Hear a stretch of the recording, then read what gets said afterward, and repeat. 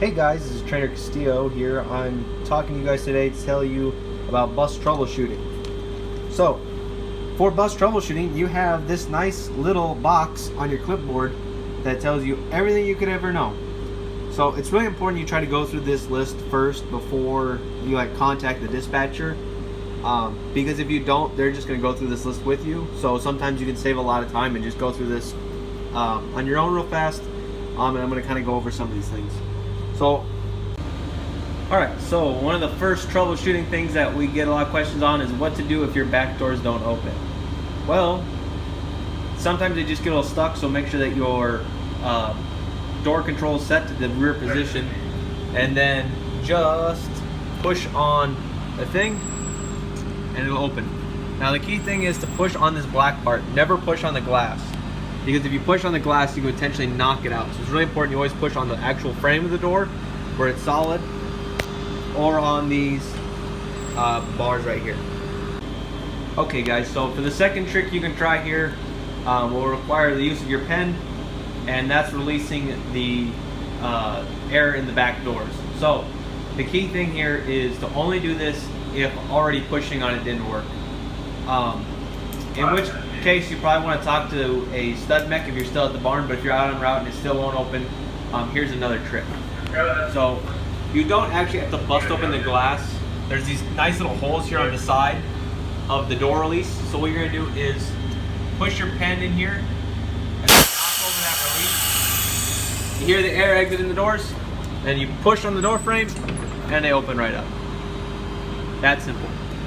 Now, to put it air back in the door is a little more tricky. It doesn't want to go as easily, but you just go from the other side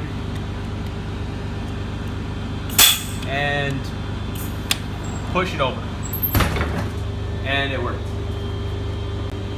Now, when doing that, after you've dumped the air in the doors, you'll have to cycle the air in your doors again. You have to cycle the back doors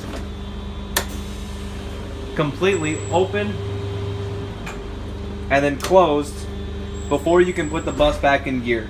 So if you release air in your back doors, it will not go in gear until you cycle them one more time, because it doesn't understand that there's air in the doors without you cycling the doors. So you won't be able to put it in gear and you'll be stuck there. Now for trying to close the back doors, you'll do basically the exact same thing as the front doors, just in reverse.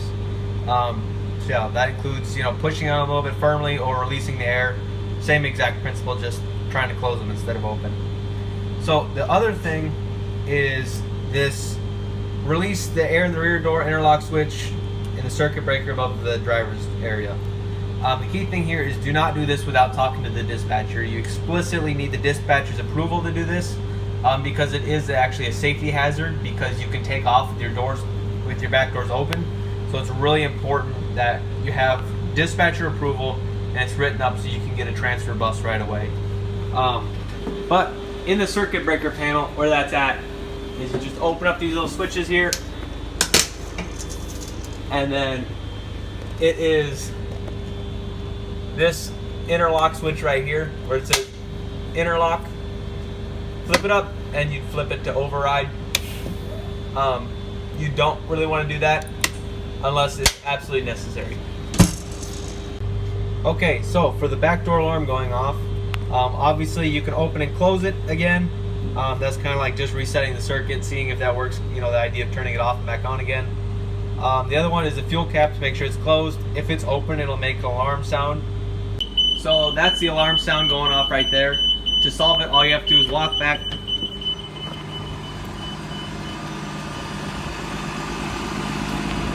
close the fuel door all the way and close it.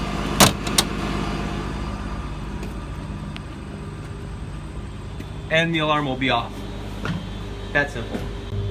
Okay, so if your lift won't deploy, there's a lot of little things that it could be, but none of them are a big deal. Just look at your simple troubleshooting guide, and I guarantee it will be one of these.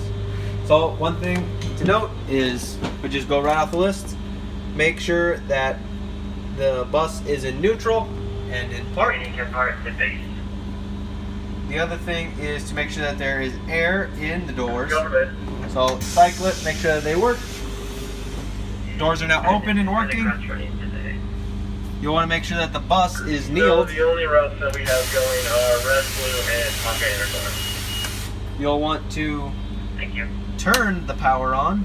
Turn the power on, this little light will be on, and then simply deploy the ramp, and it will deploy.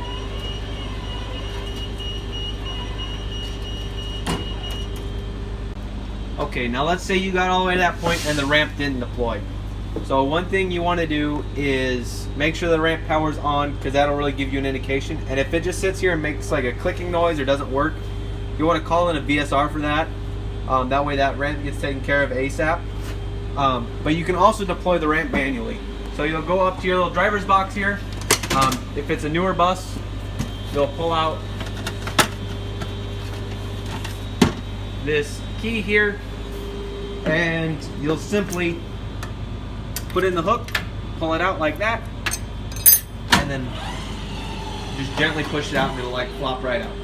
Not that big of a deal. To close it, simply pull it back in, push it down, make sure you hear that click, and make sure it's secure. That simple. On some of the other buses, it's a little different. It'll have like an actual like hand key that you can actually like click on and do it. On some of the newer buses, it has just this little hook system like that. Alright, and finally, if you have a high exhaust temp light on, it's fine. The bus is just regenning itself. It's just burning off some particulates in the filter that the diesel smoke puts out. So it's important that you just ignore it. Don't bother the dispatcher with it. It's normal. But if you do have a regen needed light on, you should call that in. But if it's just a high exhaust temp, don't worry about it. So if your MDT is not displaying properly or isn't really working, you can restart it. You don't have to like call in permission to the dispatcher. You just have to simply tell them, hey, I'm restarting my MDT, give them a little bit heads up, and then go ahead and restart it. So to restart it, all you have to do is hit sign out. Yes, sign out. Swipe out of the app. Always make sure you swipe out of the app. And then you're going to press this power button. That's right there. Power off. Okay, let it shut down. And then in about a half a round, turn it back on and log in, just like you normally would. The key thing is there to wait about a half a round. And then, so what you want to do to start it back up is just press this button again.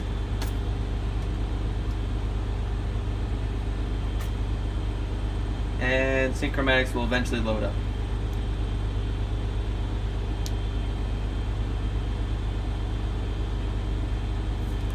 Okay, so when you want to start your MDT, all you have to do is press that button and it will start up on its own. It'll probably take a little bit to reload and reset, but you just log in like you normally would and it should be good to go.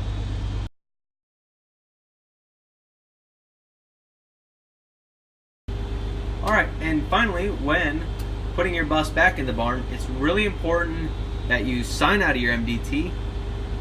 So you get back to this screen, but it's super important that you press this little icon right here and swipe out of your MDT. If you do not do this, your MDT will not reset overnight, it won't update, and you're going to have all kinds of problems tomorrow with it. So it's really, really, really important that you always swipe out of your MDT. Please, I'm begging you, swipe out of your MDT, otherwise we're going to have nothing but continued issues with these.